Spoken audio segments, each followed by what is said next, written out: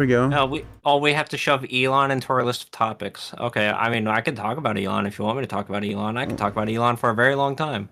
Why would we want to do such a thing? Who is this Elon that you speak of? Elongated Tusk. This is an elongated task. Elongated Tusk. Husk. All right, we're live. Oh, hello, people. Hello. Hello from down in the under. In the under. Yeah. You going to Australia here soon? You going to Outback? Going down under? No, India under. I've been told that Steve's accents are sometimes offensive. Don't worry about him. He's just weird. Accents are a little bit offensive. Let's see. What's ensive? I am off, but ensive, I don't know. They might mean that your accents are expensive, and they do cost us quite a bit. He charges us every time he goes into an accent. Welcome to Linux Cast Support. Yeah, that wasn't offensive. Joseph is modifying GNOME on Debian. He can't be doing that. That's not allowed. He switched the default file manager from Nautilus to Nemo. That's not allowed. Well, dude, my default. Honest to God, it didn't used to be allowed. Because Nautilus was the entire shell. I tell you from now, Nemo is 10 times better than this other thing for Nautilus to know. And which one are we shipping in 0G right now? I have no choice because I have to be true to GNOME. I really don't have the patience for the accents today, guys. I really All don't. right, sir. We'll talk your American accent and we'll do it right. That was actually pretty nice. That was actually pretty good, yeah. Yeah. I mean, it sounded pretty close to, you moving over here to the South and just living here for 4 months. Yeah, that's good. Only 4 months. Okay, so for the chat, you gotta say longer than that. For the chat, I totally wasn't trying to shield Theodore earlier here in our private pre-stream conversation. I swear. No, he was hardcore. I swear. It's not like it's the only file manager I've ever used for 10 years. I swear. I just that said, the world's greatest file manager is still the terminal. Yes, I muted Steve. The world's greatest file manager is our brain. No, it's VIFM, and we all know it. It's RM. That's the world's greatest file manager. RM? Don't need to worry about it if it doesn't exist. Yeah, that is true. That is true. I mean, we all should just switch to just only using RAM as our long-term storage media. So every time you turn off your computer, I mean, if you don't remember what it was, it's gone. Funny thing is, I found this really compelling article that explains how to load NixOS into a root RAM disk and have it persist. That's pretty cool. Lighted. It slows down boot time of the computer, but how many of us actually turn the computer off? That is a good point. Have to. I don't even know what my uptime is now. I understand you would have to, Steve. Wait, hold on. Before we start, I gotta say something. You guys can keep talking. Tyler, confirm. Still on Gen 2, yay or nay? No. I'm not. We knew it. Steve and I called it. Well, so I was having, I can't remember what the issue was, but I was having some issue, and I was like, you know what? I'll give Debbie another shot. Try just going with that regular Xorg. I'm having issues even on DWM. I don't know, 0AD crashes, which is the biggest problem right now. I mean, that's just an unacceptable bug. I need 0AD to work.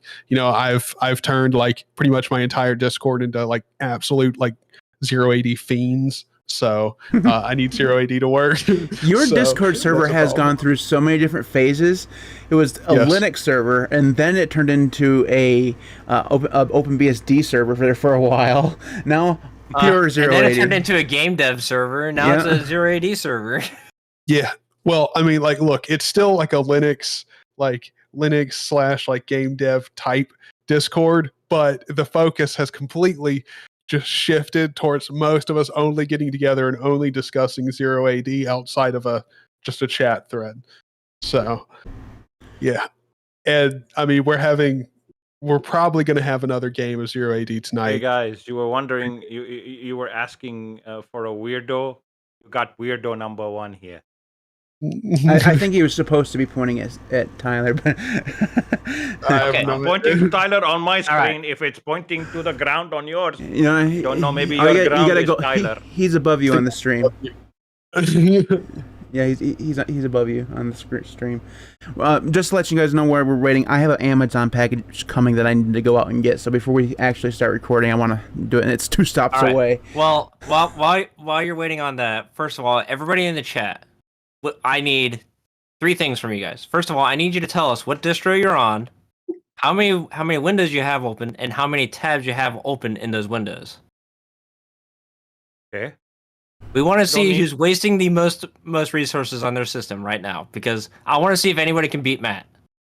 Okay. I'm sure there will be plenty of people who are using more tabs than I am.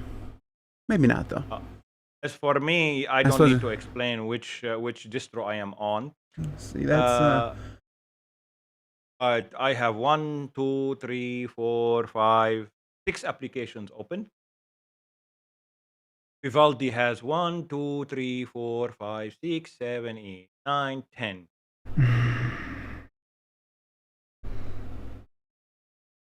I just have 3 programs open: browser, OBS for doing like that kind of stuff, and that's it. Like that and Discord. I mean, that's it.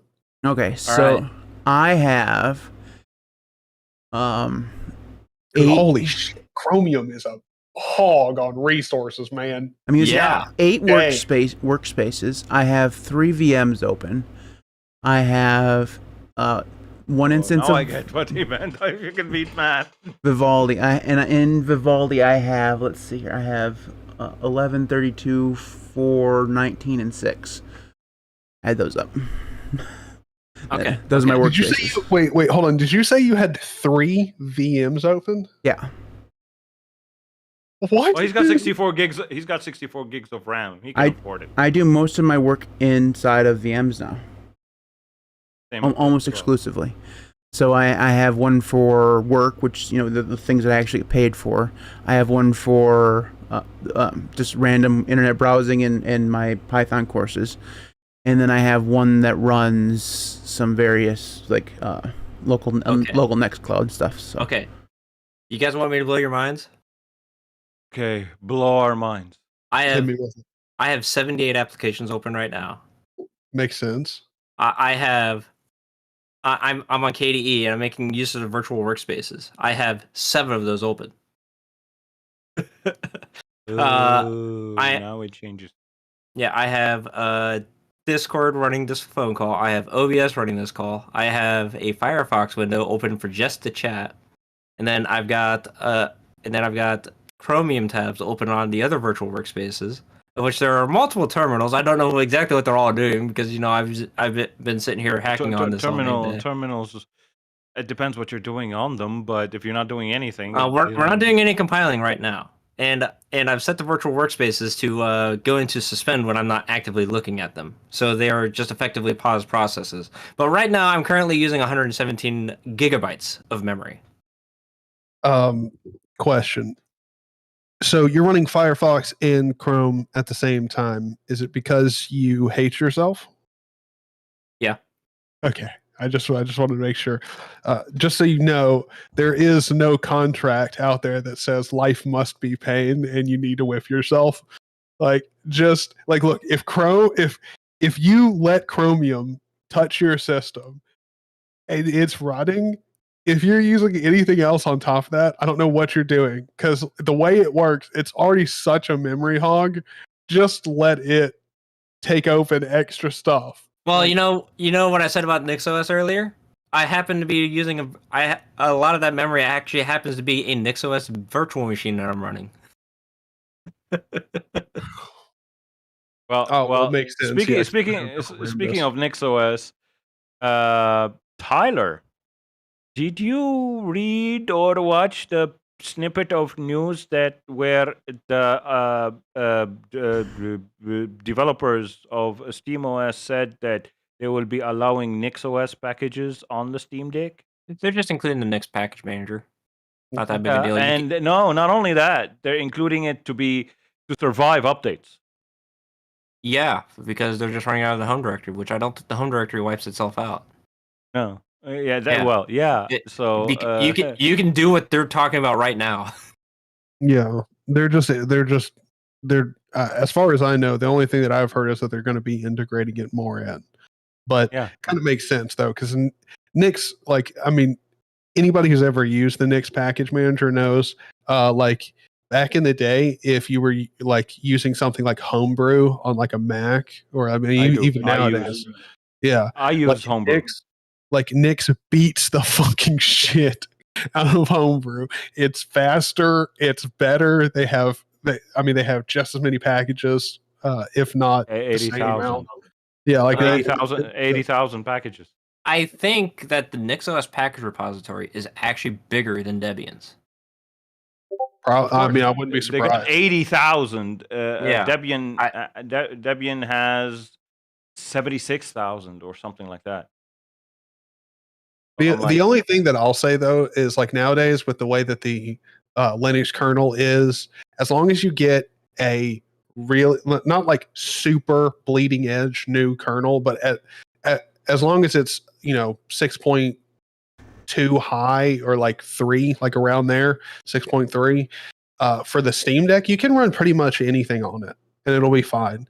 I will say though, as somebody who's tried it, getting Hyperland I'll be right back, on gents. it requires a lot of work, but you can do it. You can set up bindings and you can have a window manager set up on a Steam Deck. Don't ask me if it's a good idea, because I'm going to have to be honest, no matter how much you might want it to be cool and something you should try, it's not. It doesn't work well, no matter how hard you try. Already, the Steam Deck officially is still on 5.15 kernel, so they need to get their ass. Okay, they're including the patches in the 5.15 or from newer kernels, but come on. Well, no, it's actually the opposite. So they're keeping the kernel back to keep it stable, which makes sense because it's it's a product that people need to use. It's not a toy. The system, the OS is not a toy. The actual device is the toy. So they keep it stable, and then all of the extra things they do for the Steam Deck is then ported upstream. And that's why the newer Linux kernels have patches for the Steam Deck that you need if you're going to switch away to something else other than SteamOS on the device. But well, that and Valve also treats the Steam Deck like an appliance rather than a computer. So the way that they're developing it, it is Arch Linux, but they're developing it very slowly, which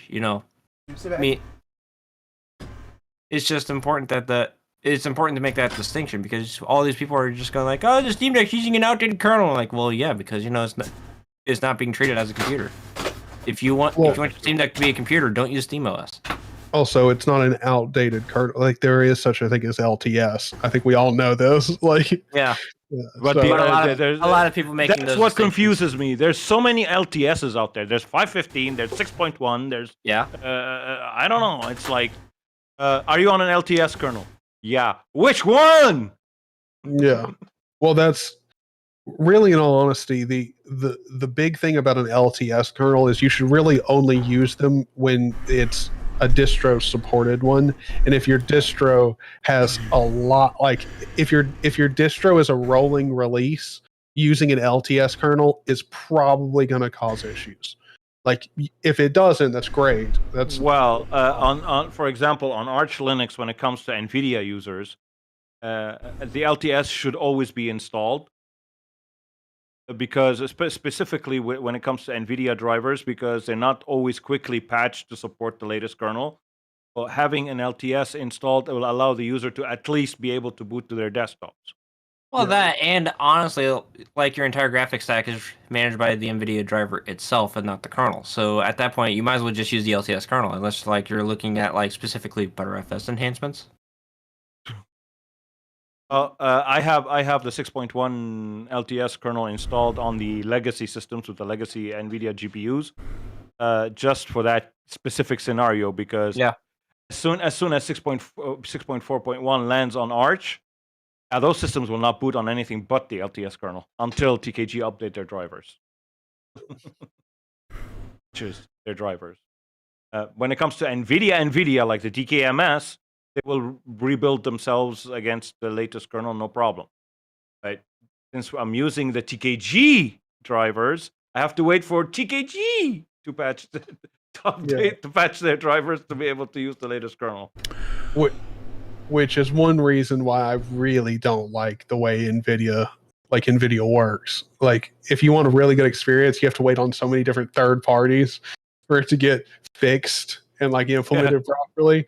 Because NVIDIA just, I don't know. Like, we were talking actually earlier. Me and Josh were talking about the Intel Arc and like Intel GPUs.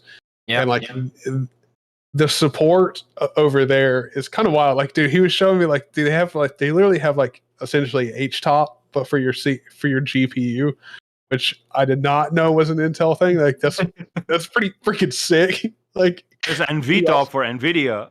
There's NVTOP for NVIDIA. But does NVIDIA package NVTOP in an open source manner? That's the user who puts it on the AUR. Yeah. So to show you guys what I was showing him, let's see. It is this tool right here, and it's literally just HTOP for Intel graphics.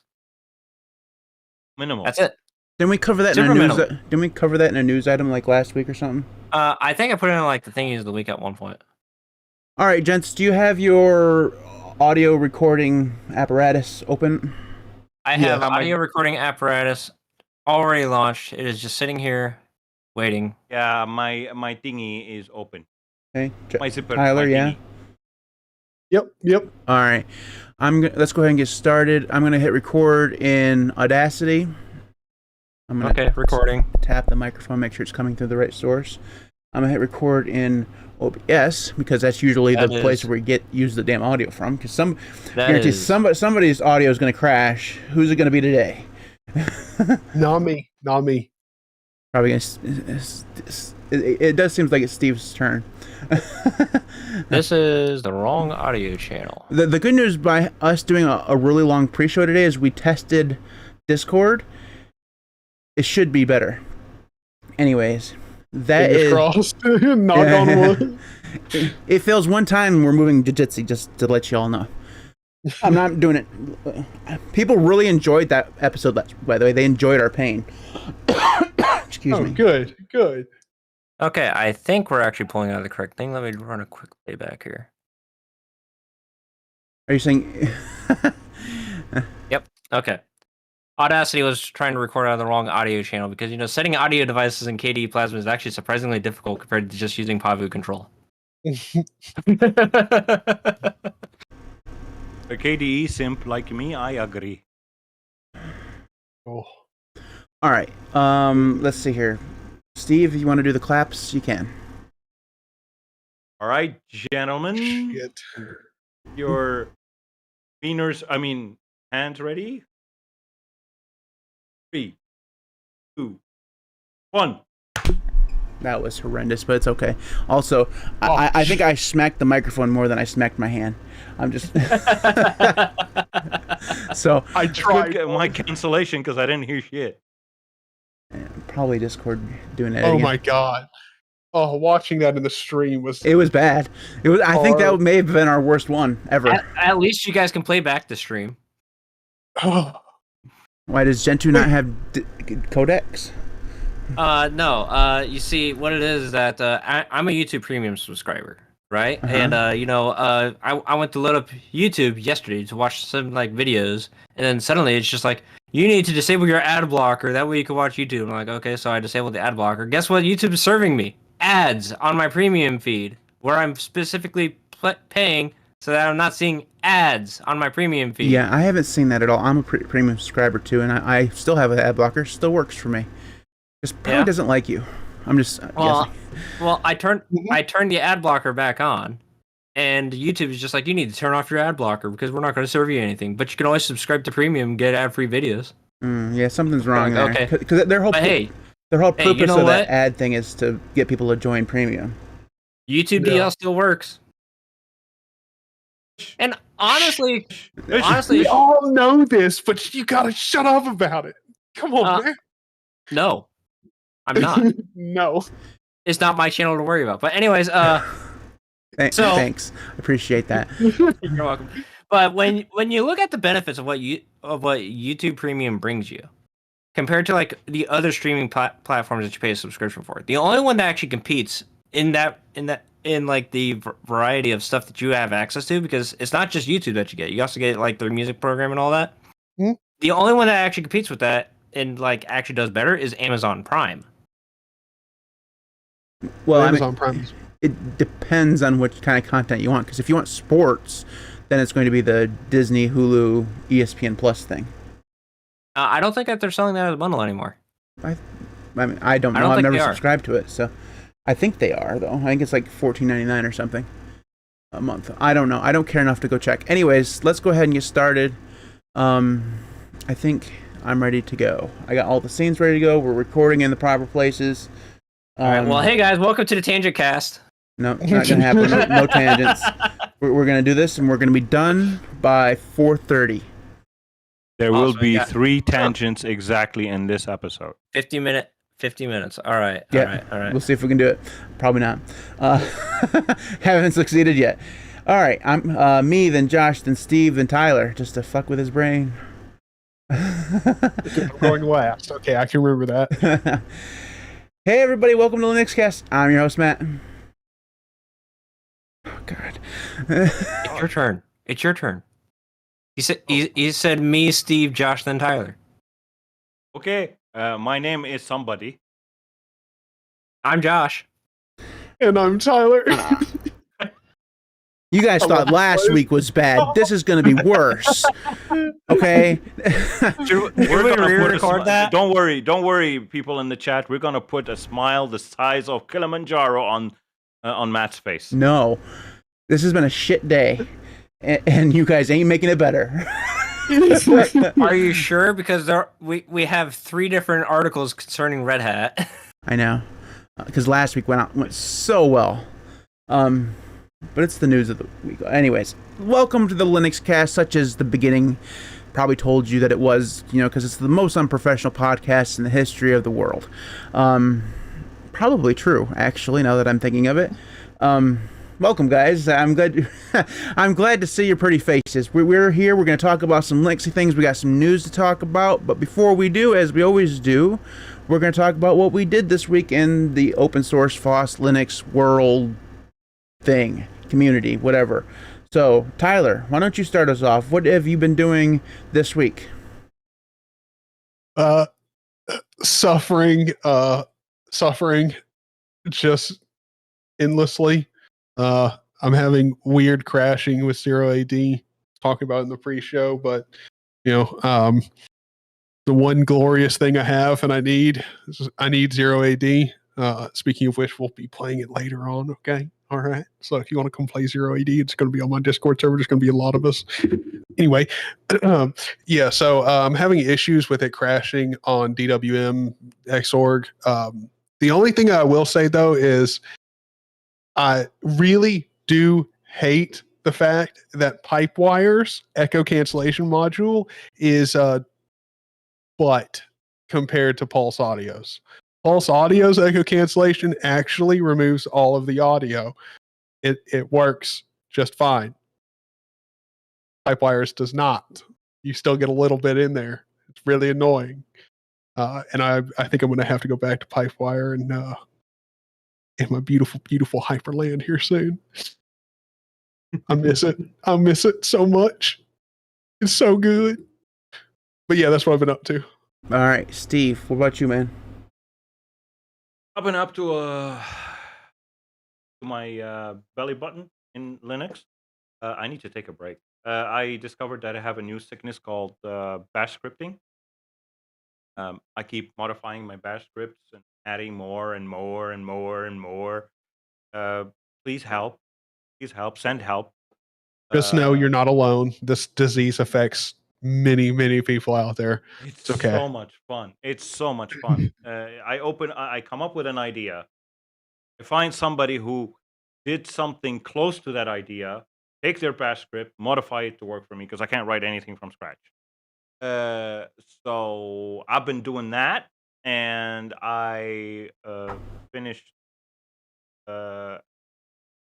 doing all the tweaks for August release on Zero Linux, and I was trying and attempting as hard as I can, as much as this body is able to, deal with Wayland on KDE. But for some reason, Plasma Shell keeps crashing. Plasma Shell keeps crashing. Plasma Shell keeps crashing. So I'm like, and once it crashes, I cannot go to the TTY. I cannot do anything. I have to hard reboot the computer. So That doesn't sound like anything to do with Wayland. If you can't go to the TTY, then because Wayland would no longer be running once the. No, it just gives me this black screen with whenever I move the cursor, there's a million cursors, and no matter what I click, I cannot go to the TTY. But I can bring up the terminal, Control Alt T. I'll see the terminal. I can type update, upgrade, whatever. So I type reboot, and it reboots the system. But I cannot do anything else. So I've been dealing with that, and I've been working on the website. And other than that, in the Linux world, what was I? Oh, yeah, I'm working on a new application. Slowly, it will take me maybe 55 years to finish, but slowly getting there. It's an application that will be upgrading. It's an upgrade application for Zero Linux, in case and only in case there are major changes to the release. People can use this upgrade application to switch from one major release to the next without having to reinstall the system.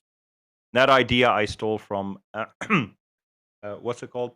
The white Zorin. What? Zorin. Yeah. Oh, okay. Yeah. Actually, surprised that news didn't make it into the list today. I'm not a Zorin user, so I don't care. Yeah, same. I saw that news. Anybody actually know a Zorin user? I used to use Zorin. I installed it on one of my aunt's computers like 6 years ago. No, I used Zorin OS. The last one I installed was 15.2 Pro. Because, yeah, why not donate $3? It's once. But I got it and didn't like it. Too heavy, too white. My eyes dropped out of my sockets. But yeah, probably for the dark light theme is pretty bright. I mean, I could say that Zero Linux is a little bit too purple. Well, I agree with that. That's why it'll be changing. That's why it'll be changing. Magenta. We're working on it. We're working on it. All right, Josh, what did you do this week?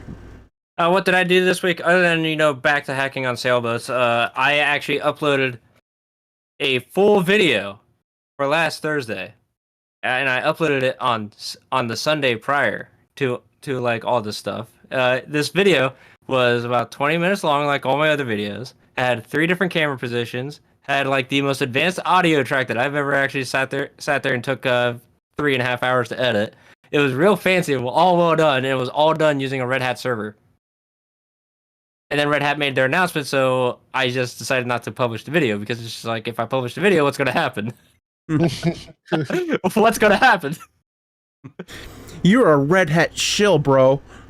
Yeah. So I jumped all my servers to Debian because apparently that's a cool kid now. And I've been working on figuring out like how if I even want to bother refilming this episode or if I just want to push it as it is. I might just push it as it is because I'm lazy. I say you push it as is. That's going to be nice. And then Debian, do yourself a favor and don't read those comments. Just don't. And Debian and Nala equals marriage made in heaven. I am not using Nala. I am. I don't even know what Nala I will, is, to be honest. I will never use Nala because I don't see the point in it. Apt works perfectly fine. Lame. Looks good. What is Nala? It's a front end It's for a- apt. Yeah. Oh, okay. It makes apt look like DNF, basically. It looks better than DNF, but it doesn't matter. All right. So me personally, I have many things I could possibly talk about, but I think I will say this. I'm still using Debian. He has had problems. No, I haven't had any problems in the whole week. It's been great. So don't put words in my mouth there. Debian has been fantastic. I did have the initial problems that I talked about last week of installing Qtile on Debian. Never did get that figured out, but I did manage to use Nix to install it, and that was phenomenal. That first initial experience with the Nix package manager just blows your mind because it's just like, oh my god, I have access to basically the AUR on any distro. But after using it for a few days, it's not quite as good as it makes it seem to be, because there's some weird quirks. I'm not sure if I'm doing anything wrong, but so if you install two applications that are supposed to like talk to each other, like Qtile and Qtile Extras, they don't actually talk to each other, because they're containerized, right? So they don't. Why Qtile Extras even exists in the repository, I don't know. It just doesn't work. There's a few other ones that feel like they're having like a path problem, like their path isn't in the right place, so it just says program not found, even though you can launch the binary of it. So I've been having that problem with Nix, but other than that, I mean, every once in a while you'll get a situation where you install something from there, it's just like, wow, that's really, really cool. And sometimes you install something like, yeah, that, like, for example, I tried to install Vivaldi from the Nix package manager.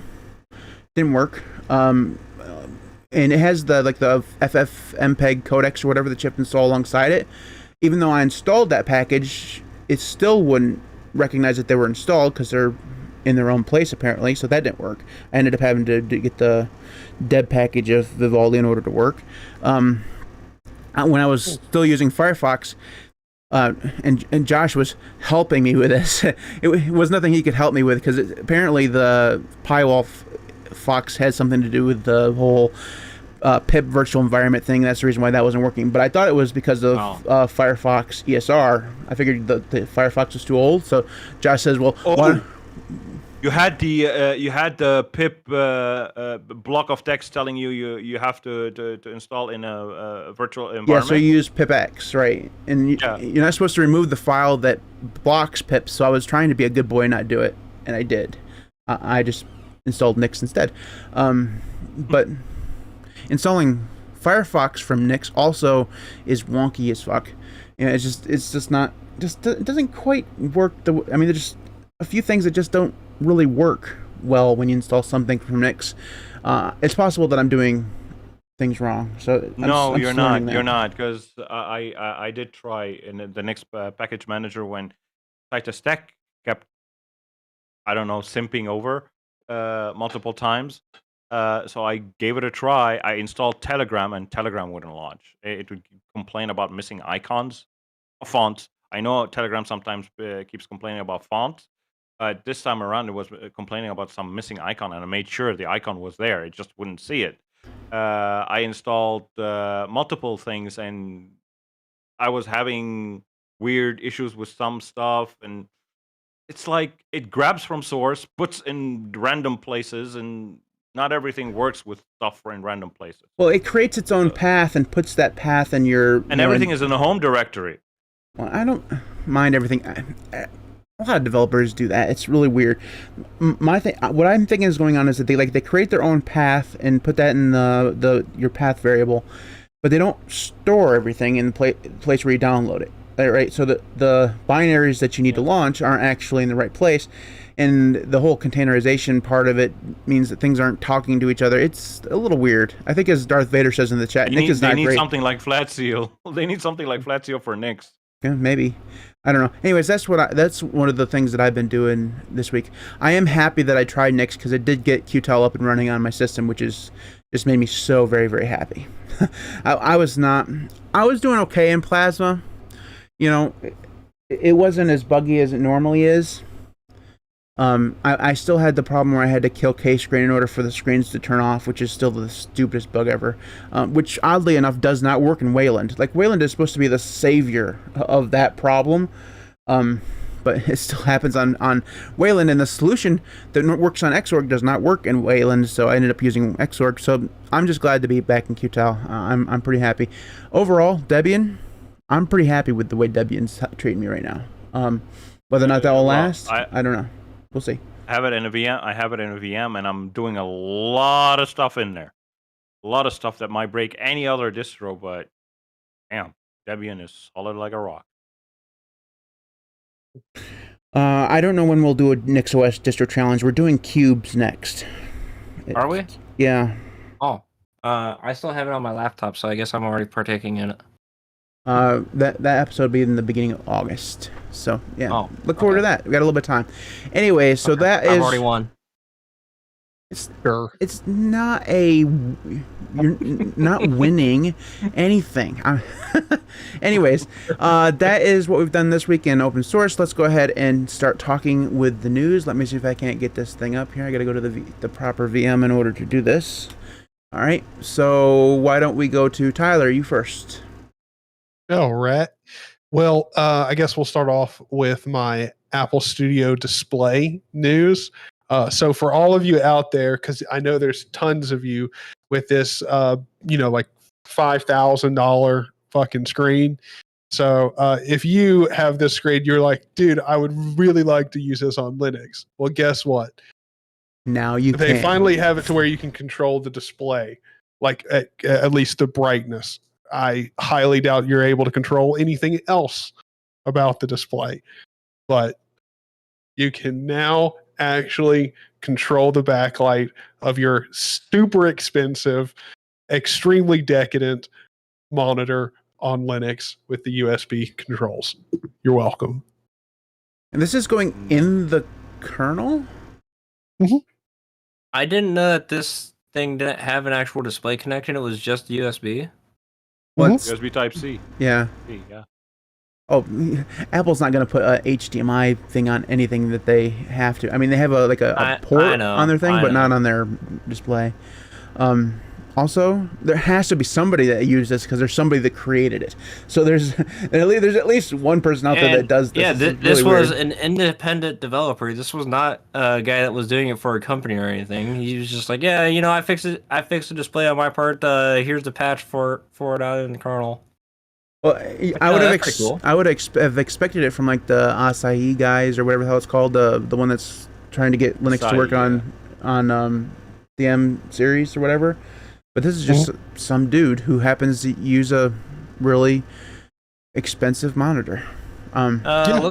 Looks like that this builds a DKMS module because he can't seem to get it working in the kernel. So there's a link in the Phoronix article, Matt, if you could post that for us. And if any of you knows a little bit about kernel development, you should see if you can hop into the mailing list there and see if you can help this guy get this included in the kernel itself, because that's the only thing that's stopping it right now, is that it's being shipped as a DKMS module. I can't actually paste that link because I'm in a VM, and cross clipboard is not working. Of course, and I don't have mod privileges in the YouTube channel. The account that I'm using. Matt, the solution to that, just type in terminal spice-vd agent and copy paste. I have it installed. It still's not working. No, you have it installed, yes, but you have to run it from terminal before you copy paste from host to.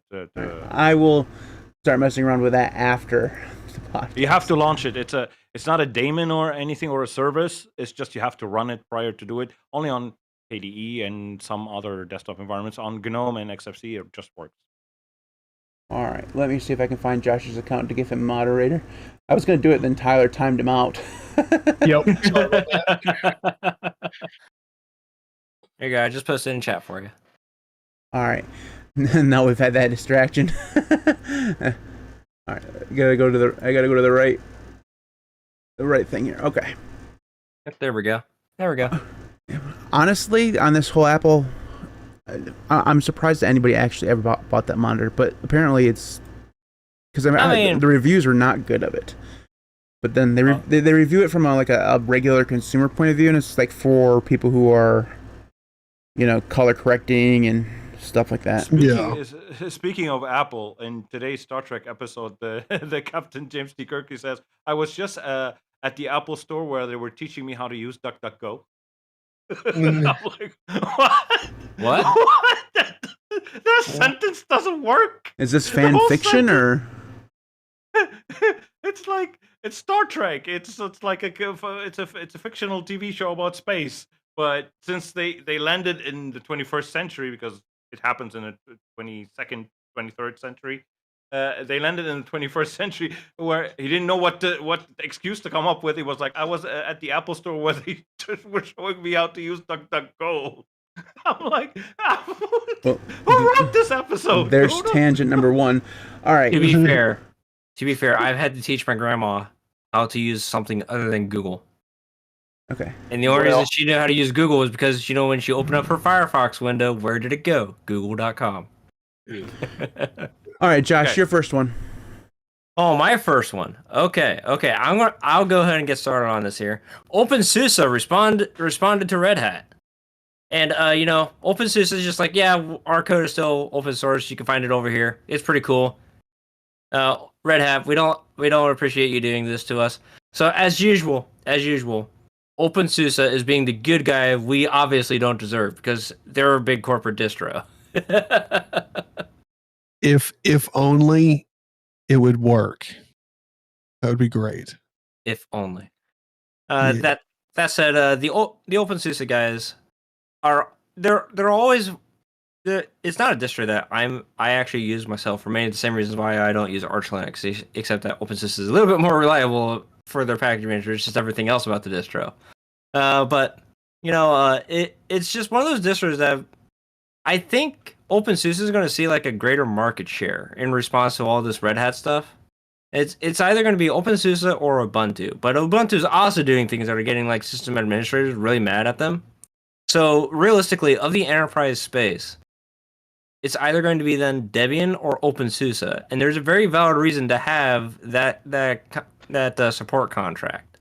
Yeah, well, yeah, I think that for enterprises, OpenSUSE is going to be a good alternative for a lot of people, and from just kind of go on to tangent number 2, just to see if we can't meet Steve's prediction. It's not really a tangent, but so you guys know I was having those problems with OpenSUSE. I figured out what I did wrong.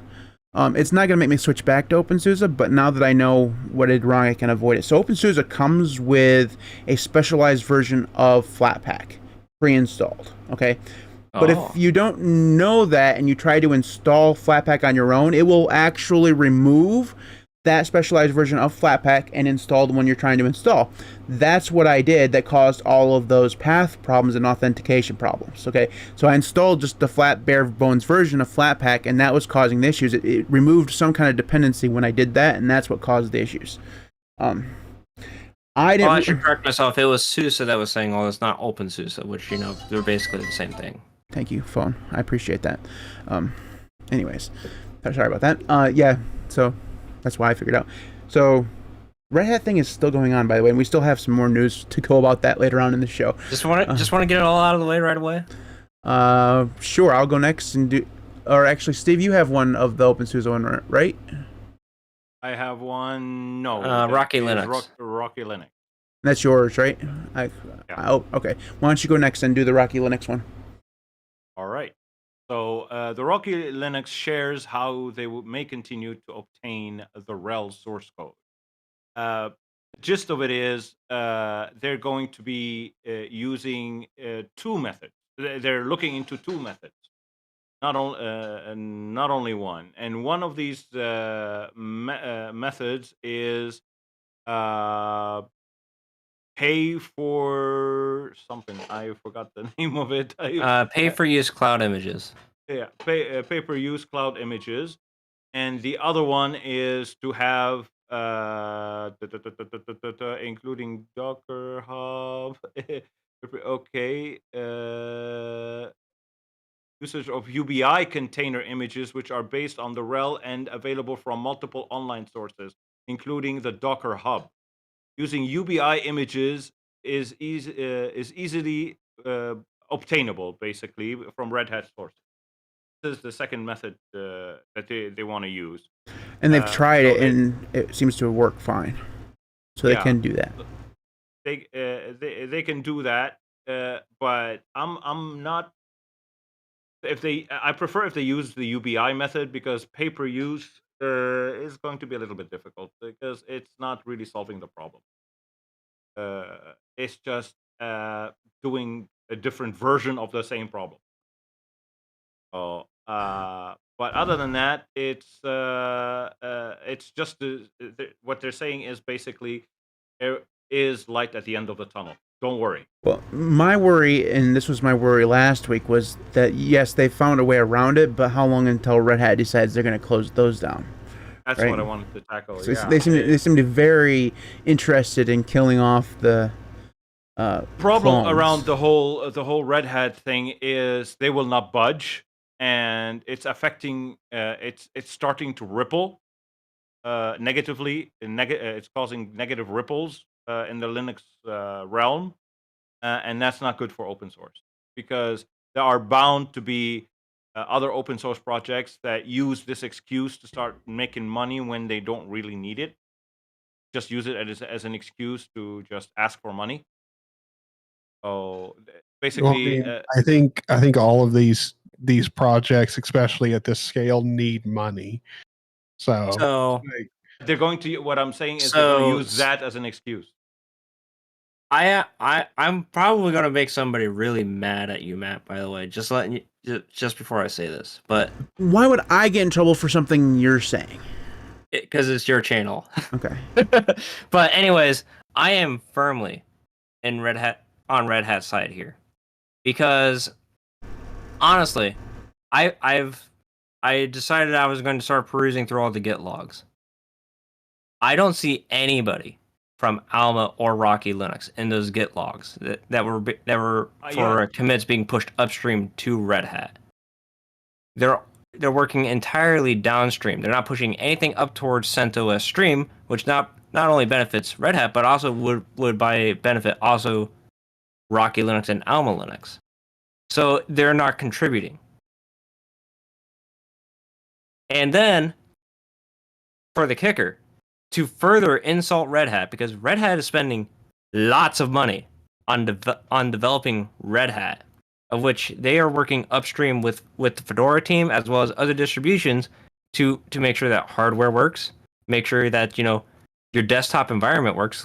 It's mostly known, but that's beyond the point. That's a further point. But at this, if they're adding insult here, because the founder of Rocky Linux owns a second company too that sells support for Rocky Linux at a cheaper rate than what Red Hat supports Red Hat.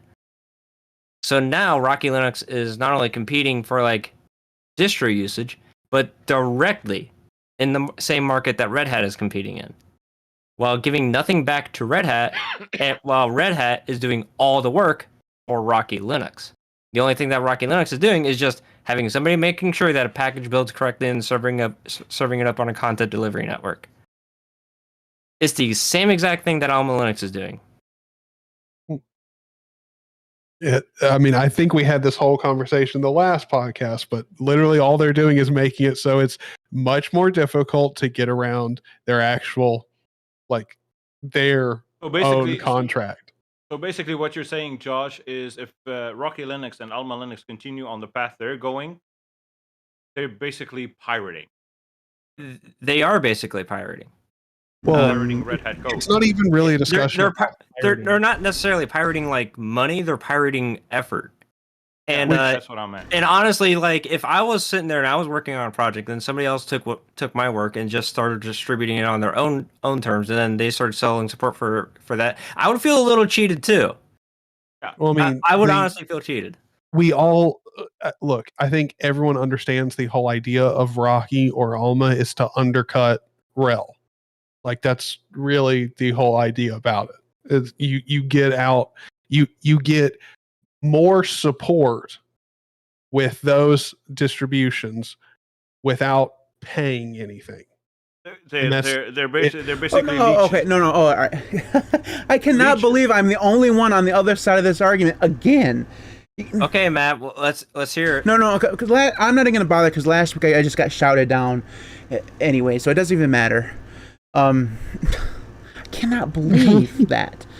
Okay, so the contribution thing does bother me, Josh. If that's true, and I trust you, if that's true, that does bother me. Okay, that's definitely wrong. But okay, and here's the thing: is the nature of the GPL does not require contribution as long as they're not making any changes to it. Okay, anybody can repackage anything that they want and repackage. That's the GPL. That's what they do. And after learning more about it after last week's episode, because I'm 100% convinced that the only thing that is true in this entire situation is that no one, absolutely no one, not even people from Red Hat apparently, know exactly what's going on. Every single person that I've talked to, whether it's on Mastodon or on Discord or different places, they all have a slightly different angle to exactly what's going on, and no one knows exactly the precise reason why Red Hat is doing this, the effects that it's having on the bug for bug clones or whatever, all this stuff. Nobody knows what's exactly going on. My entire point about all of this is that Red Hat has never made a single cent on their actual distribution. Never, because they've never charged for it. Okay, they do not make money on the distro. They don't make money on the sources. They don't make money on any of that stuff. All of their money, every single dime that they make comes from support. Okay? Just like Canonical, just like SUSE. Okay? SUSE doesn't charge for their sources or any of that stuff. They never have. That's just not the way they've ever done it. Okay? It's just that's if we can agree on anything, we can agree on that. They make money from the support. And that's where Red Hat is coming from, is that they think that the Alma and Rocky thing is taking away people who would otherwise pay for support. And if the Rocky guy is charging for support, then that is wrong. Okay, I don't think that that's something that he should do. But the original idea behind those distros was similar to the same that CentOS was, and at one point Red Hat liked CentOS because it brought in more RHEL customers. That was the whole idea behind it. It was for people who wanted to use it but didn't need the support. They had one computer or whatever. Now, we can talk about whether or not it's being abused, and it probably definitely absolutely is. But the intentions there, I think, were fine. Now, whether or not it's gone too far, we can argue about that. I don't know that I've come down on this thing on kind of both sides at one point over the course of the last week because I can see both sides. Red Hat has the 100% right to do this, and I think the one thing that we can all agree on, whether you talk about whether this is right or not, is that Red Hat has done an absolutely abhorrent job of talking about this in the community. Like, absolutely. I mean, they've riled up people who've never even tried RHEL at all. They don't even know what RHEL is. They thought it was called Red Hat. They've managed to fire up the entire Linux community because they've done such a poor job of communicating what they're doing, right? If they just... Also, let me tell you this, companies. When you make a mistake like this and you are... All right, let me rephrase it. When you do something like this, like controversial like this, that is going to piss people off, don't come back a week later with another blog post. Just do it. Just do your thing. It's going to be controversial. People are going to be pissed off at you for a little while. Eventually, people move on from everything, right? School shootings, everything. Eventually, people just move on. They forget about it. They move on to the next topic. I seriously just compared the Red Hat thing to school shootings. It's not comparable. Don't at me. I understand. You guys understand. You guys get to understand. You understand the point is that humanity moves on from things fast. The worst thing you can do is bring it back up. And that's what Red Hat has done. They continually to bring it back up, and it's just going to continue to stay in the mindset of people who don't really care about it until they just stop talking. And Yeah, because the more they talk about it, with the second blog post, they shot themselves in the foot the first time. They shot the other foot. yeah, they did it again. You're not good at communicating. Just stop talking. People will stop paying attention to it and then move on. Now, not everybody. People who use RHEL and people who use Rocky and Elma, those people will still care, but the general community will just move on. Even Alma and Rocky Linux took it the wrong way. I mean, to be fair, this is 100% the.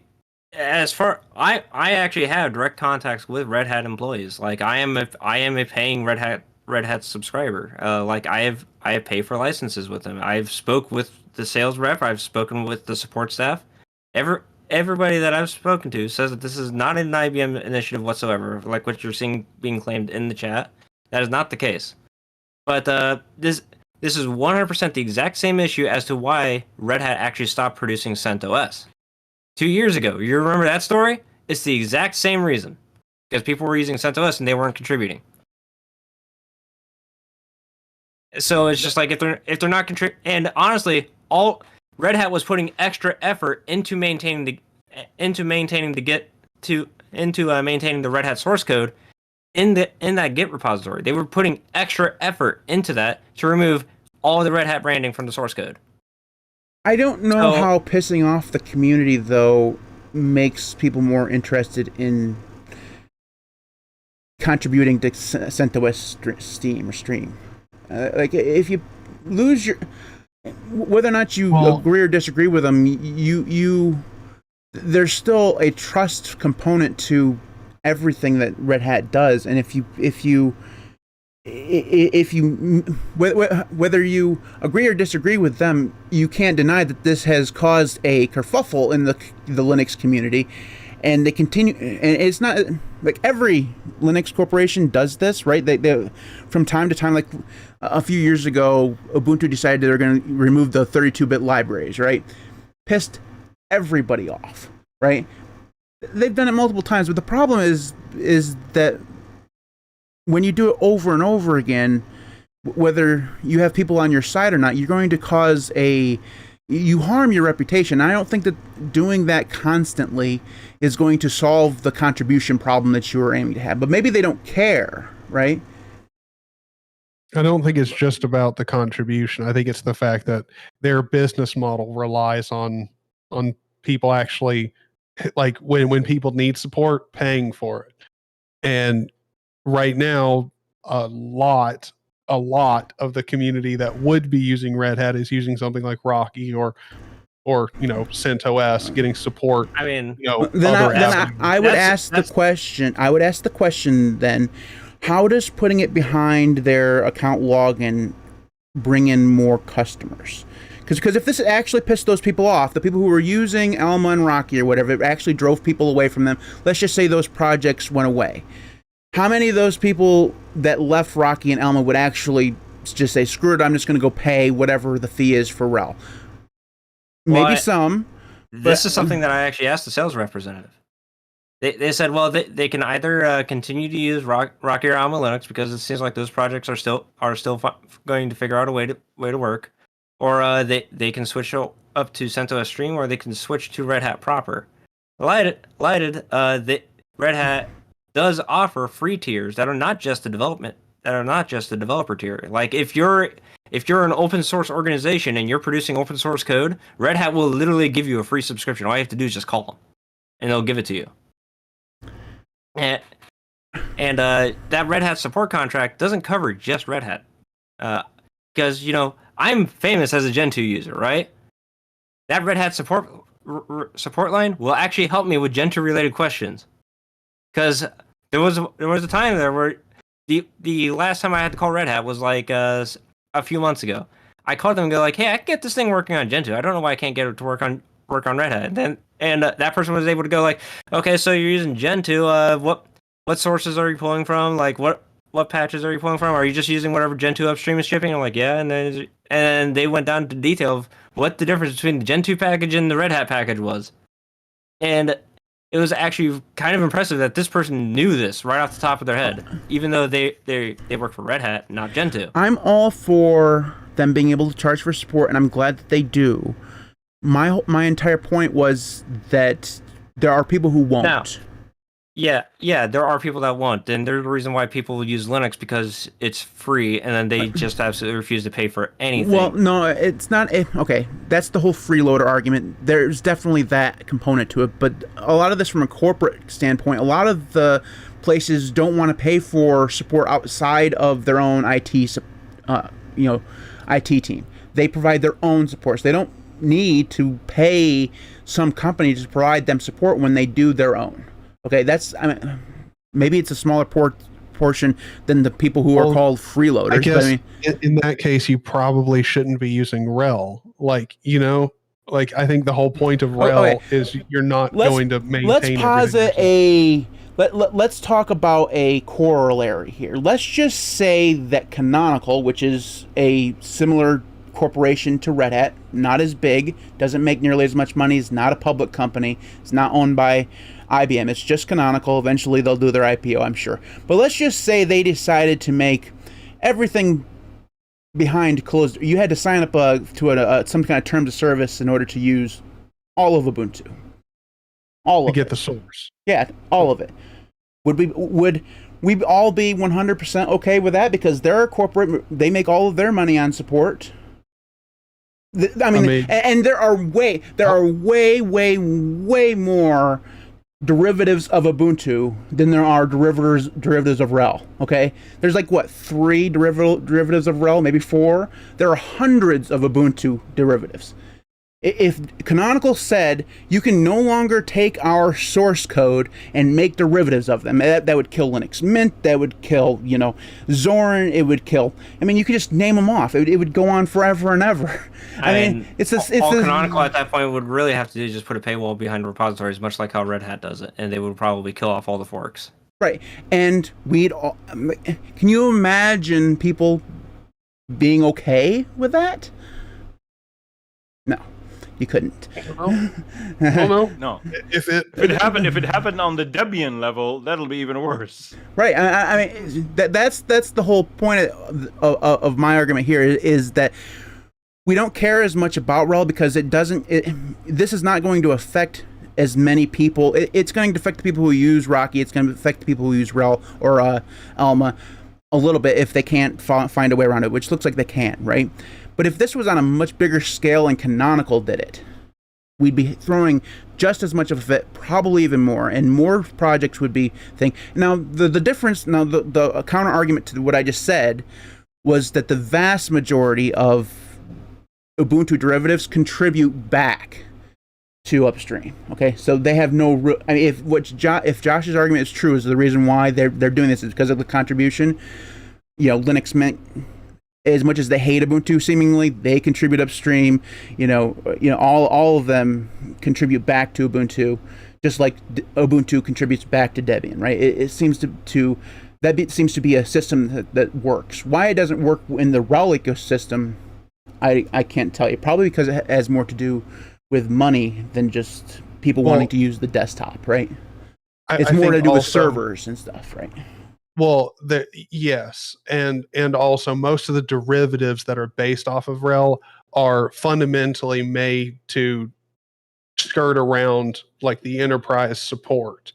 Like that's genuinely I think that's why the Ubuntu comparison isn't fair. Just because most of the Ubuntu flavors are just to set it up for to have a out of the box experience for a different type of user. It's not to literally undercut the enterprise or the money maker for the company, which I mean, most people, the reason what you're saying is that Canonical would have a problem if somebody just took Ubuntu and made something else and called it was just actually Ubuntu, but they named it something else. Well, and if the whole purpose was to get around, they offered support for cheaper, or a lot of the discussion or support discussions that would be going on with their enterprise department is going on in a community forum, then I think that would make sense. If the sole purpose of the derivative is to undermine the way the company as a whole can make money, I think that that's probably a problem. I think that the biggest difference between the two is that and I know I know how much over the years Canonical has pissed people off, whether it's the Amazon links all over the place or the lib32 stuff or any number of times that they've made really poor decisions. The one thing that Canonical has done way better than RHEL ever has been a community distribution, right?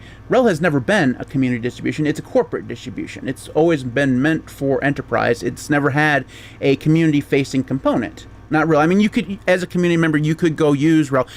RHEL has other community-facing things like Fedora and CentOS when it was around, right? The actual CentOS. Those are that is their community-facing desktop experience for Linux.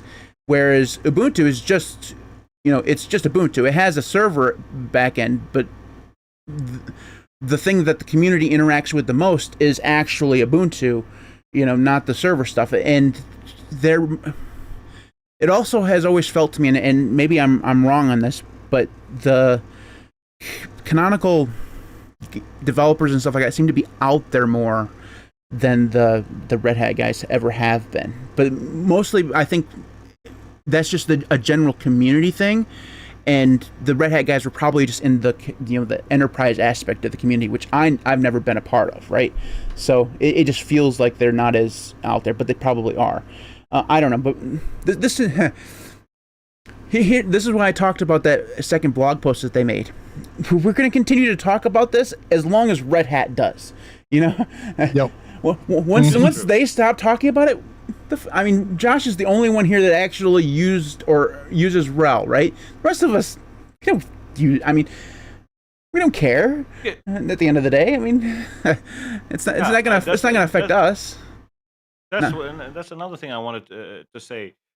It doesn't affect a lot of people. The people who should be pissed are the people who are using something like Alma Linux and Rocky Linux. Those people, they're allowed to get pissed because this will hinder in one way or the other their favorite distro. Those are very few people. Rest of the people like us, we use either Arch, Debian, or OpenSUSE, stuff like that. So we are not affected. That's not that doesn't affect the desktop Linux realm. It only affects the server realm, the people who use Linux in the production world, not us users. Why are the regular users getting pissed? I don't get it. Well, well, it's because people have gotten so riled up. There's been so much FUD, and oh my God, Red Hat is going closed source, Chris Titus Tech, and all this stuff, right? And I think even part of the Linux experiment made a video saying it's disingenuous. Well, I think Nick, it is definitely a sour mouth that what they did with the community, and honestly, like I think I mentioned that last week, where it's just like, yeah, Red Hat probably will get the community very upset because they're removing source code, so and that is a pretty big deal. But is Red Hat proprietary? No, it's pseudo proprietary. It's not proprietary because if you pull down to get the CentOS stream source code and you look through all those commit messages, you'll see a commit every now and then go like, release for Red Hat this version in the git log. So yes, you can still get the source code for Red Hat. I don't think anybody here ever made the argument that it was ever proprietary. It's still, you can go sign up for a Red Hat account, grab the source code, and then go running away giggling like a squirrel girl if you want to, and still do whatever you want with it. You can do that. It's just they've put a barrier that was no longer there. But I think the reason why a lot of people are, at least the people who are more kind of knowledgeable, why they got upset was because Red Hat has their fingers in so many pies, right? And it feels like a trend of closing things off a little bit. Whereas it's just a little worrying because they have their pies in Pipewire, Wayland, Systemd, all this stuff that they support all those things. But and that was my initial reaction too. I talked about it last week. But I don't. After calming down about it a little bit, I don't think that they're going to that their support of those projects is going to wane unless IBM decides to just lay off everybody, you know what I mean? So I mean, a lot of I think that the Red Hat and IBM layoffs actually affect the Linux community more because a lot of those developers developed on projects that affect the broader Linux ecosystem. So that's going to have a much bigger effect than Red Hat actually taking thing. And I think that was a lot of Nick's point, was that it's going to have some carry-on effects. But my last thing on this, and then we have to move on, because there's no way we're going to get done in 4 minutes. Damn it. My last thing on this is that if Red Hat had been smart and money was really the thing that caused this, which it probably was, right? It's usually about money. If they'd been smart, they would have come up with a contract or whatever that says, hey, Rocky and Alma, you guys want to continue to exist, continue to get our source code is going to be going private in 90 days or whatever. If you want to continue to do that, give us some money. We're going to start charging you money for that. Perfectly within the realm of GPL, because you can charge for your source code very, very easily. It says so right in the license. Just say, hey, give us $1 million a year or something, whatever it is, or more, whatever happens. Especially if what Josh says is true, is that they have paid tiers. If they're actually making money off from other people's works, well, pass on some of that money back to RHEL. That would have been the absolute solution. And I don't think anybody would have cared. Well, RHEL or Rocky and Elma would have cared, but the rest of us, well, yeah, it's just normal everyday business, right? Anyways, let's go ahead. We talked about that. Now. We talked about that way longer than I thought we were going to.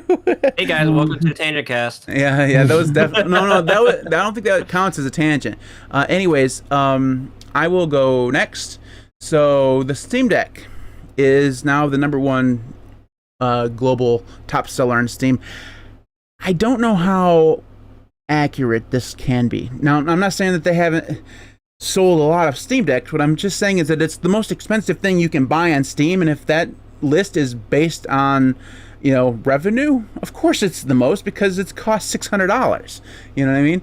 So I don't know exactly how maybe they're talking about numbers. Well, if they are talking about actual unit sales, then that's impressive. But yeah, anyways, the Steam Deck is still selling like hotcakes. I read that it was out of stock in the UK today because it's been 20% off because of the Steam Summer Sale. Also, thank you, Steam, for having Summer Sale and costing me another $60. Appreciate that. I haven't spent the dime yet. And even though with the ROG Ally, which is directly competing with the Steam Deck, the Steam Deck is still beating the ROG Ally because Windows proprietary. Who is crazy enough to go proprietary on a handheld like that when Linux exists? Also, the Steam Deck has been kind of in the news a lot more than Ally ever was. The Ally had the review set, and then everybody forgot about it. People continue to talk about the Steam Deck over and over again. When Steam has a sale, the Steam Deck is kind of in the news. So, I mean, it's cheaper than the Ally. That's one big reason. Yeah. Yeah. Well, yeah. What's when when the reviews said that was competing on price with the Steam Deck? I was like, with the upper tier Steam Deck, you can't get the Ally for $350. Apparently, they're coming out with a lower spec version later on this year of the Ally. I don't know how well that will end up working, but anyways, yeah. And apparently, they're working with some company that's helping them create their own spin of Polo ISO or whatever it's called, the Steam OS or the Ally. Basically, a Linux distribution for the ROG Ally. Hasn't Steam said that they're eventually going to release like an ISO of SteamOS that people can use? We have yet to they see still that. haven't released it yet. But it's not that hard to like replicate yourself. I mean, they're not really like doing any unique patches to the kernel or anything because all their patches are in an upstream kernel. It's just that Holo they're playing ISO was able to replicate it, and so were the Chimera OS people. Oh no, Chimera OS has been around for longer than SteamOS has. No, I know, but they recently integrated all the Steam OS. Oh, I see what you mean. Also, before we move on, hi buddy, how you doing, bud? He's high as well. He's pretty chill. Have you chewing up any headphones lately? There's none left. So. All right, let's go ahead and move on to the contact information. If you want to get in contact with us, you can do so in any number of ways. You can follow us on Mastodon or any number of social media. I really effed this up. That's not usually where I start. You can follow us. You can find us. Good Lord, Matt.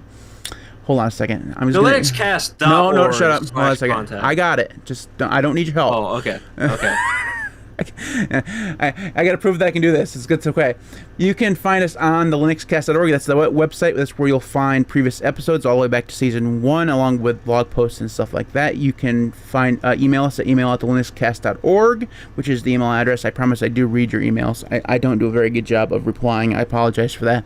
I do pass them on when there are for other people, which is not very often. Usually it's just people, saying, "Oh, you guys are idiots." No arguments there. Anyways, you can find us on Mastodon and Odyssey. Those links will be in the video description or in the podcast description. If you want to find us there, you can find Tyler. He's on YouTube. He doesn't know his password anymore, though. I'm highly convinced. YouTube.com/ZanyOG. We might as well find you another link to share, because that one, your dusty YouTube channel is just it's crying for content. Josh is at tenleyj.com/stalker. Steve is at youtube.com/ZeroLinux. 0 with an X, not a Z. Why that's the case, no one actually knows, I'm sure. And you can find zero. It means I know. Greek. Sure. Zero means I know, so it translates to I know Linux. Lies. Anyways, you can find all this stuff at the linuxcast.org/contact. You can support me on Patreon at patreon.com/linuxcast. Make sure you hit the subscribe button on the YouTube channel while you're there, youtube.com/linuxcast, where we record this live every Saturday around 3 o'clock p.m. Eastern Time. We were way late this week. I apologize for that. That's why we're still going, and it's like 4:30, and I wanted to be done by now, but we're not. We're only halfway through. It's okay. Anyways, it's just, I can't do the contact information. I told you guys it was a bad day. Anyways, let's go ahead and move on to the rest of the news. So, Josh, your second one. So I have a favorite hardware manufacturer. Now that we're done talking about one of my favorite distribution developers, it's this American company called System 76. You might have heard of them before. They used to do some sponsorships with podcast shows and other stuff. Not nearly as aggressive about the advertising as some other companies, but they're no longer making just computers. They've been delving into keyboards for a little while now, and now they have computer cases, including a mini PC case for you, Zany. Is it made of cardboard? It is not cardboard. This is actual steel. Well, then it's not for Tyler. They're aluminum cases. Yeah, they're aluminum cases, but they seem pretty cool. I honestly think that they're more retro inspired than what people think that they are, because these cases offer what something that we haven't seen since the 90s, with a dedicated air duct for the CPU. Also, is that a key lock on the front? That could be a key lock on the front. Okay, we haven't had those in quite a while either. Well, actually, that's the power button.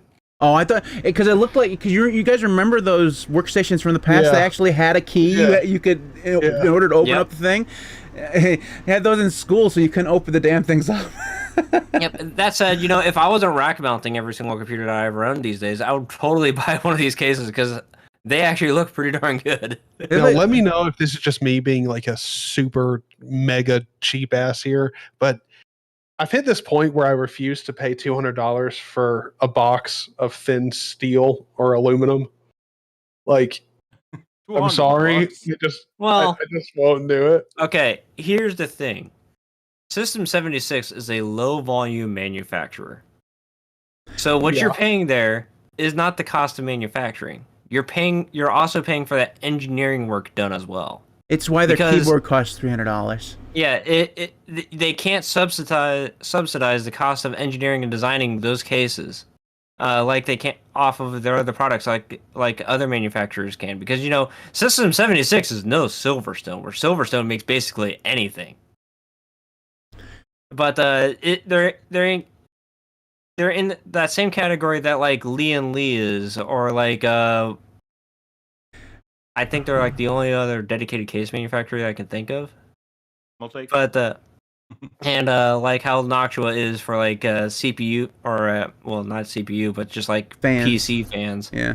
they're in that same category of boutique manufacturing. So you're going to pay a higher price. That's just a fact of the day. But in a system like this, it's just like, yes, it is essentially a box. I recognize that it is, but it's not a bad looking box, and it's got some thoughtful decisions made in like how you're supposed to assemble the computer into the box. I would have been happier if that front thing had actually been a keyhole instead of just a button. Sorry. I mean, I just joking. funny thing is, you can actually go to Amazon.com, look up PC power button, and they have dedicated power buttons that are actually switches that you engage with. Yeah, I've seen those. And it's a standard part that matches into that case. Because the wonderful thing about these cases is that you can go to System76's GitHub page, you can find every single measurement to replicate this case yourself. So 3D printing this sounds like a really bad idea, though. But you can. The thermal's just like, why is my computer melting? Well,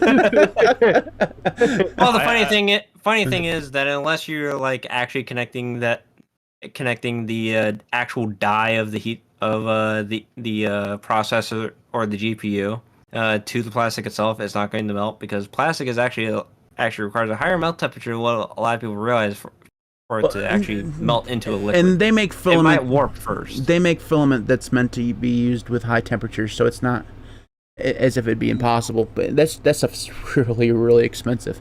And to have to use enough that would actually be good to make a PC case, it costs you way more than it would to actually go buy the case.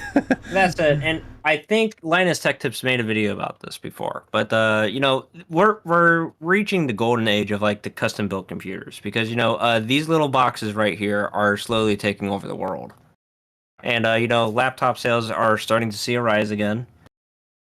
So it's just like if you're going to build a computer, treat yourself a little bit with the case, because I've built in some cheap cases. I've built in that $10 case at the bottom shelf before. Just whatever you do, don't buy an NZXT case. Just take it from someone who has his NZXT case right now. Yeah. Don't buy an NZXT case. It's just NZXT used to be a good company. Well, I think that they're more modern ones that are more targeted towards airflow are good, but they went through this phase where everything. So I think this is the H510. I think that's the model. It's completely closed off. There's like 10 holes in the whole thing. Is that the one that has the intake fan? That's not an intake fan. Well, no, it has a little grill at the top, a little grill at the back, and then a strip of holes down the side. Everything else is completely closed off. And while the temperature is not horrible, I'm also not running like a 4090 in it, so I don't got to worry about that too much. But if you were actually using like a real graphics card, it was like my computer never gets below 50 degrees Celsius ever, even idle. Do like I do. Do look like I do. Don't put the side panels on. I live on a dirt road. like immediately dusty. I like my solution best. I live in a semi-desert, so I like my solution best. It's called I have 3 fans in the front of the case that blow at 100% speed 24/7. And those are the only fans in the entire case. No. At least mine's not Why? I'm not concerned about noise because my computer's in that room that's sound isolated, so I don't have to hear it. Just speaking about fan noise, I will tell you guys one thing.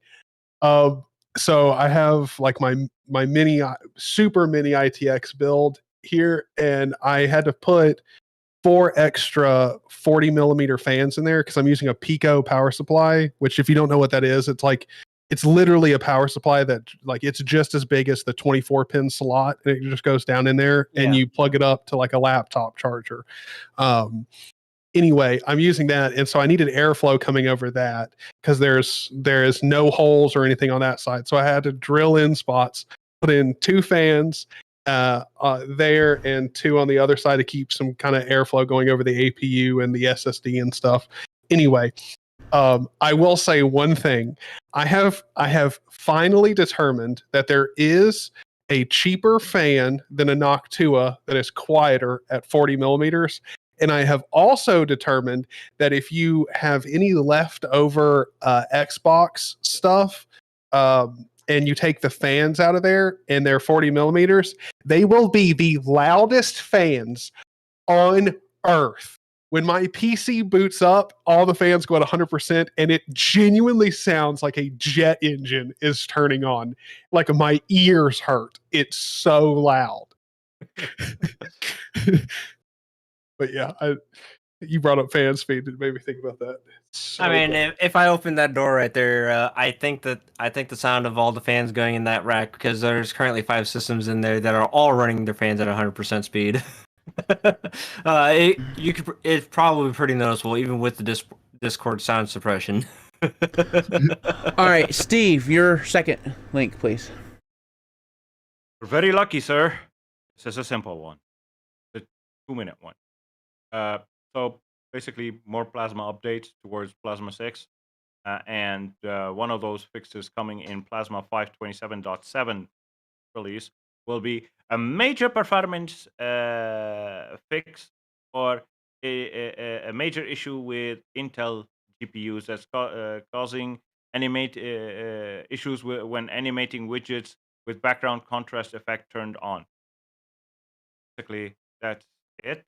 And they're updating the updating Kate. And who uses Elisa music? yeah.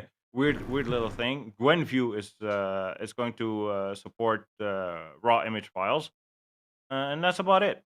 So Intel user, only one here in the group. You are concerned by this one. I mean, yeah. I'm fine with my graphics stack getting even better.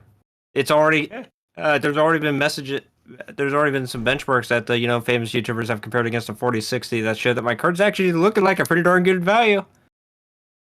Yeah, and I forgot to mention something about KRunner. KRunner's autocomplete will be much quicker and faster and more accurate on Plasma 6. When is Plasma 6 coming? Maybe next year, at some point. But I'm okay with them taking their time, as long as they give us more stability. And for me to be able to log into Wayland on NVIDIA without any issues, so I can actually see what Wayland is all about. Sorry, that scoffing in the background that you heard was me scoffing after you saying more stability in KDE. Those two words don't go together. Steve, you know this. No, wait, hold on. There's a way to make KDE stable. Yeah, don't use it. It's called Use the Debian release that's been out for over a year now. Right there's your stable KDE. That is true. But also, one thing that I will say in KDE's defense is I have heard a lot more KDE developers start talking about stability, which is a very good thing to hear, because I normally don't hear jack shit about that. It's more about the new features. Usually I've heard them talk more about delaying features. the next KDE release because they want Plasma 6 to be stable. I think somebody learned after the KDE 4 release. We're 7-point releases in already. With you're gonna get a few more. Okay, Tyler, your second one. Mine is about the Linux 6.4 kernel, which I don't know if everyone knows. I mean, I assume since everyone has heard about Rust entering the kernel and all that stuff, you can just assume that more Rust code is pretty much always getting added into the Linux kernel every release. But the big kind of news here is there's going to be some support for the M2 silicon from Apple, which I don't really think is that big of a deal. But I guess for a lot of people, it is. I thought most people who would be interested in Linux would probably just be getting the, like a nice, like a very good condition used M1 chip and just playing around on that. Mainly just because I don't think M2 is really all that big of an upgrade. So I don't think most people should be interested in it.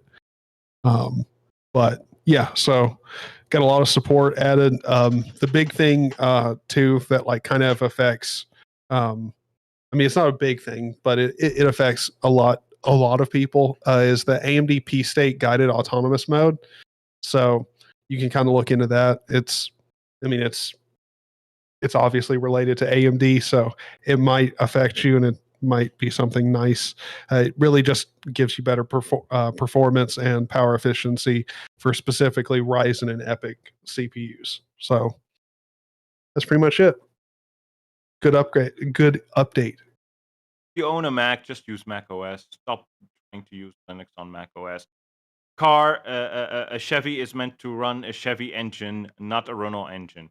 I don't know. My Ford Windsor motor runs in my Impala perfectly fine. Oh my god. Okay. Well, the classic Josh comeback. It also has spinners. I'm sure it does. Well, I mean, I've also tried Avahi. It currently doesn't have any wheels on it. Well, anyway, I've tried Avahi Linux, and it is very good. It's just it's Asahi, not Avahi. No, there's Avahi, then there's Asahi. You know what I mean, man. It's a bad name. Well, no, it's just there are other projects with very similar names. So. No, but it's simply because most all the developers on the Asahi project are Uwu based style people, so they had to call it something Uwu. Honestly, like this kids these days. Okay, so there's a couple comments here in the chat going like, if you own a Mac, you shouldn't be using Linux anyway. And I'm like, yeah, there's a certain point you can say that, because if you're using a Mac that's older, if you really want to use Linux on a Mac, just use it in a VM. Done deal. Well, hold on, because Apple depreciates hardware support too that Linux doesn't. What is the last generation of Macs that Apple dropped support for? Am I supposed to know this? My own Mac, the 2016 MacBook Pro. Now, that Mac is still functional, yes? 100%. Yeah, hardware-wise, works sorry, 80% minus the battery. Yeah, lighted. You're not going to get security patches, but if you still want to use that Mac and still have a secure system, or a system that supposedly gets at least security fixes, Apple's not going to serve that to you. So at that point, you now have to appreciate the work that people have put into Linux driver support for that device. No. Tell you why. Why is that? The whole purpose of a Mac being a Mac is to be used for people that are using iPhones. And I'm using an iPhone. Good luck synchronizing an iPhone and creating a backup of the iPhone on the freaking Linux. Well, what if you didn't have the iPhone? Would you still use Mac OS? If you had an Android, I could see a point. What if you didn't have an Android or an iPhone? What if you're like me and you're rocking a Pine phone? Well, you and the two other people. This is a fascinating argument, but we need to move on. All right. The last news item of the day is that Fedora Workstation 39 may feature a brand new installer. They've been working on a web-based UI installer for quite a while now, and I've actually made a video about this. So it's a better installer than the one that they have, but it's not as changed as you would expect. Anything is better than the Anaconda installer. I know people hate the Anaconda installer, and I did too at first, but once you get the hang of it, it's not horrible. It's actually very intuitive once you actually sit there and take the time to actually look at it. Especially if you're using Fedora's Everything install media rather than the typical ISO provided one.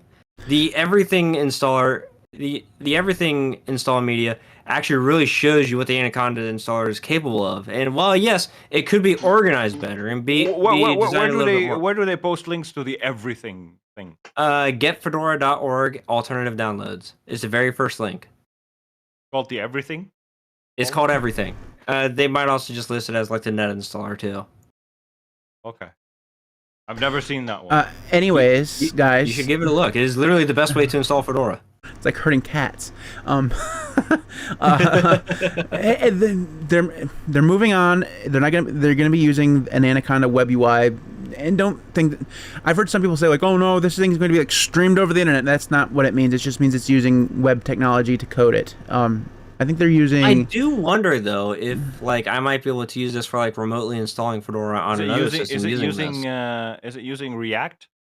No, it's using Patternfly is what it's using. It's actually a front end for Cockpit that's hooking into Python and Dbus to control the remote It is system. React, yeah. And the UI itself is written in React using the pattern-fly library. Yeah. Honestly surprised they didn't use Flutter, but I guess Flutter's too Google for them. Because Flutter seems to be the new hotness. But anyways, I'm actually not as excited about this as a lot of people because, first of all, I know how to use the Anaconda as it is, so it's not horrible. But I'm glad they're doing it. But the thing that I'm most excited about that they're working on now is DNF5. Because DNF5 is going to be the big shit when it comes out. Because it's going to be very, very fast compared to what you use now. DNF with fast dependency resolution. Yeah, Wow. Yeah, it's going to be fast, man. It's going to be great. Can you imagine if they made it'd be like Zipper becoming fast, you know, with better mirror support. Anyways, We're gonna be still alive when DNF5 comes out. people are using DNF5 right now in Rawhide. They're using it. It's there. It's usable. It's just not. Hasn't been pushed downstream yet. Soon. I don't. I would. You can install DNF5 and Fedora 38. You can. 38. I'm just saying it comes with Rawhide now. I think. Yeah. But anyways, I would guess that that's probably going to be 40, not 39. But I could be wrong about that. But I used it. It feels close. But there are a few features that are missing. So maybe they're maybe a bit further behind than I expect them to be. Anyways, DNF5 is actually what I'm looking forward to more than the installer. But I know that a lot of people really hate the Anaconda installer as it is right now. I would just caution those people who hate the Anaconda installer. The new one's not that much different. It's different, but it's not revolutionary. In its changes. I would ask you this, since you tried a beta version of installer. How's the manual partitioning section? Is it better than Anaconda, or is Anaconda better? I think you used an earlier view of it. It was quite a while ago, so it's probably been changed, but I vaguely remember it being about the same, to be honest with you. That's what pisses me off about the Anaconda installer when you want to manually partition things. I couldn't understand a word. The reason why I wouldn't expect them to put a lot of effort in manual partitioning simply because they do not want you to use manual partitioning. That's what Btrfs is for. Okay, you don't use partitions with Btrfs. You use subvolumes. You don't need manual partitions. No. I mean, they should. It's another thing. They should allow people to use XFS. No, that right there, never gonna happen. Okay, Btrfs. I want to use XFS. What right do they have to stop me from using XFS? Well, you have the right to go use something else. Btrfs That's why I created Zero Linux. Btrfs is the thing that they've chosen, and that's what they're using. So, right? I actually think it's easier to use non-Btrfs file systems on. In fact, I know it is to use a non-Btrfs on OpenSUSE, and OpenSUSE is like the progenitor of Btrfs. So, Fedora is just very attached to the Btrfs workflow, and that's the reason why they're so into the immutable thing. Immutable. Here's a here's a scenario with Btrfs. Since you mentioned Btrfs, 2-second scenario. Imagine you install a lot of packages, like maybe 50 packages a day, because you're a tester or whatever. If you have Btrfs and the default setting of grub BTRFS or Snapper or whatever enabled, you're gonna end up with a shit ton of snapshots. You go into grub, you have a scrolling list until tomorrow. There are literal settings to it. You can go into. I know. I'm just saying a regular user. Forget about user knowing how to configure anything. Just using out of the box settings. Regular users don't install that many packages.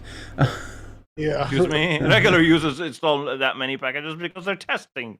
I want to see what that does, what this does, what that does, what this does, what that does, and then they will end up with a scrolling. There comes a point where you should be using a development environment virtual machine that you can just roll back to via a virtual machine snapshot, or alternatively, NixOS, because that's literally what NixOS was built to address. I'll have you know one thing, Josh.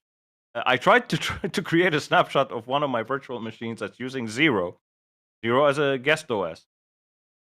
Won't allow me. Virt Manager will not allow me to create a snapshot because it says this virtual machine is not the type it should be. Huh? Well, then make your. You should be using QCal images. Do a better You're job of probably not. making virtual machines, Steve. Jeez. Okay. Yeah, I must be doing something wrong. I just don't know why you would set it up to where you're taking snapshots every time you install a package. What, Because there's a Pac-Man hook for it. what you could do is just use ButterFS inside of the virtual machine. There you go. Problem or solved. Good point. Or just when you set up ButterFS and Snapper, just set it up so it only takes snapshots. On a timeline? Yeah, like, I thought that's how everyone did it. I didn't realize I was doing something special. I digress. It depends, because you can go both ways. You can make it so that it just takes snapshots when you do updates, or you can do it every time you install a package. It really does depend. And also, it also depends on how your package manager presents hooks, because there's a script for Arch Linux in the AUR. It's called Snap Pack Grub that will not only every time Pac-Man finishes the installation after Pac-Man downloads all the packages, it'll take a snapshot of the file system, and then after it's done installing all the packages, it'll take another snapshot, and then it'll automatically hook grub make config to generate a new grub configuration file. There's a package for that for Debian as well, so it's not special. Yeah. The point I was going to make was that if you know what you're doing, you can go into the Snapper configuration files and tell exactly how many snapshots to keep. You can tell how many to keep, but or you can use that thing that Josh pointed out, ButterFS Assistant. That thing does the exact same. Well, you do the same thing. Yeah, thing, right? Yeah. That's what's included on Zero Linux. Assistant as well as Snapper GUI. Snapper GUI, I think, can also handle that, but I think ButterFS Assistant does a better job overall. It does a better job, and is created by the Garuda people. Yeah, it's made by Garuda, which Garuda does some fine work. I just don't. I just don't like the way that their distro looks. About as much as I enjoy looking at Zero Linux at the end of the day. But ouch, burn. On that note, let's move on to the thingies of the week, fellas. So, Steve, your thingy of the week, please. My thingy of the week. What did I select? I forgot. Sublime Merge. Sublime Merge. Yes, Sublime Merge. Actually, bought a license. Like I said, I bought a license for Sublime Text and Sublime Merge, totaling $88. Special discount because I'm a distro maintainer or something. Sublime Merge, amazing. Been using it for the past 2 weeks now, and I've been maintaining my repositories solely from Sublime Merge. I'm no longer touching the actual files on the hard drive directly. I'm just editing the files in Sublime Merge, save, push, git pull. It's all done in there, and when I want to compare files, no longer use meld apparently, because this thing has a differential comparison thing within it. Like, okay, I didn't know that. So basically, I've been living the past week or two in Sublime Merge because I handle a lot of repositories. I'm not talking about the package repositories. I'm talking about actual script repositories and the actual Zero Linux build repositories. I've been doing it all from Sublime Merge. It's very expensive for people who will try to use it. It's $100. It's $100 for a regular license, or unlimited license, basically. There's only one type of license. It's called unlimited license. But can I ask you a question about that? Is that license in perpetuity, or is that going to be something that you have to pay for again when the next time the major version comes out? I don't know, because I haven't received the major version. But apparently, from Steve, you paid $100 for 3 years. Yeah. So, $33-ish a year. Not. Oh, it's perpetuity. No, that's for 3 years. It's a 3-year subscription. So in 3 years, you're going to be charged $99 again. Oh shit! Oh, shit. Remind me to cancel it. Remind me to cancel it. You better set a calendar notification to remind you.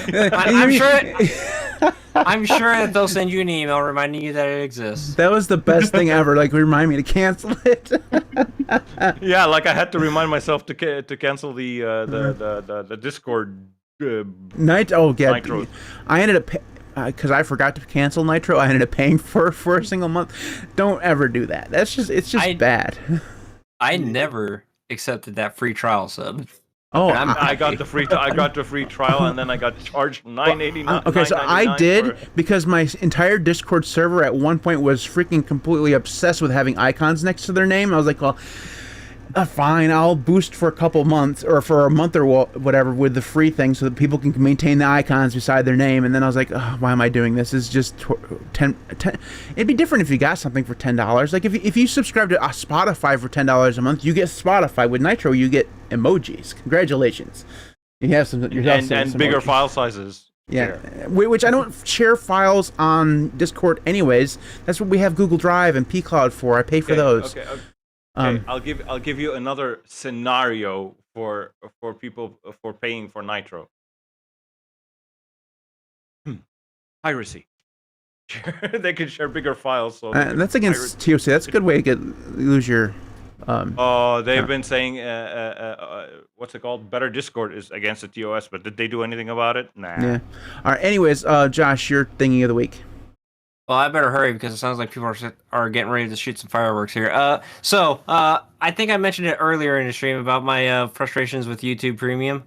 I have decided to come up with an alternative called YT DLP. It's a pretty cool demonetized.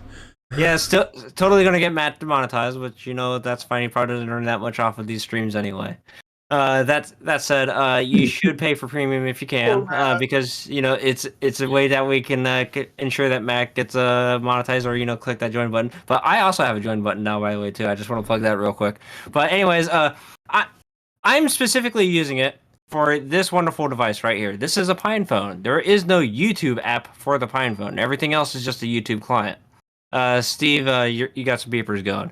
But anyways, I specifically use this because if I use anything like TubeFeeder or FreeTube or anything, they try to pull it down to 1080p or the 4K sources for YouTube. That makes this wonderful Pine phone here struggle quite severely. So my solution is to actually use YTDLP to download the 480p resolution video. That way I can actually watch it on the phone. Maybe I shouldn't be watching videos on my phone to begin with anyway. Yeah. Maybe. Sorry about the beeping, guys. The power just went out. It's all good. It happens. We did go over by a little bit. Anyways, Tyler, your thingy of the week. Pulse Audio's echo cancellation module. It's lit. You should all use it. Screw Pipewire's echo cancellation module. It's shit. It does not work good at all. I'll just use a pair of headphones. That's lame. I've been listening to background music this entire time, having you guys come out of the speakers. Yeah, but like you got a pair of headphones on. I always wonder why the audio that I get is so shit from you guys. Now I know why. Don't you say that. Don't you say that. No. When I'm using Pipewire, it definitely is shit. So, yeah. All right. But speaking of which, I don't think I'll be here next week. I think I'm going to be on vacation. So I'm going to miss you boys. I'm going to miss everyone who's, chatting and stuff. So you're always I'll on miss vacation. all you guys, but please try to stay out of trouble. Never. I know it won't happen, but try. My thingy of the week, just real quick, is Kate. It is a wonderful text editor, and I know people were complaining to me because I called it a text editor in my video, but even they call it a text editor on their website, so don't at me with that BS. It's an IDE. It has a ton of features. I know some people had some problems with like Rust compatibility and some C++ stuff. I don't know anything about that.